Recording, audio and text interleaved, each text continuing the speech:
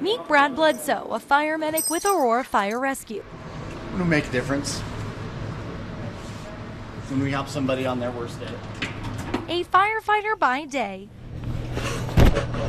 but his talent's off the job, growing gigantic gourds. It gave me like a good escape from work and breaking up the monotony of every day. This pumpkin, named Winifred Sanderson after the Hocus Pocus sisters, weighs 2,083 pounds. It smashed state records last weekend. I officially have the title of largest pumpkin ever grown in Colorado. You might think growing something this big might have a big story behind it, but it really just started with filling out the family's yard. It was just grass and needed some like landscaping love, and she was like, why don't you just throw a pumpkin in? And I was like, well, why don't we do one of those big pumpkins? He ended up growing an 195-pound pumpkin, which he thought was big. So I decided to take it to a weigh-off, and my daughter at the time, she was 4, she goes, Dad, why is your pumpkin like the smallest one here? A simple question from his little girl turned into the now prized possession sitting in their driveway. I'm kind of immune to it, but it is still mind-boggling that these pumpkins can get so big.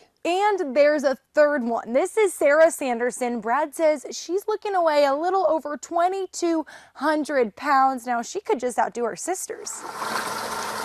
You may wonder the strategy behind growing them. It begins with auctions for these special seeds. Actually, it's like buying a cow. Like, you don't buy just like a generic cow, you buy stuff with certain genetics. Brad is getting ready for the weigh-in this weekend in Fort Collins, but he knows his pumpkin has got some other big and heavy competition. But Wyoming's biggest pumpkin's coming this weekend, and so is Utah's. So it could be 3 states are going to break some records in Fort Collins.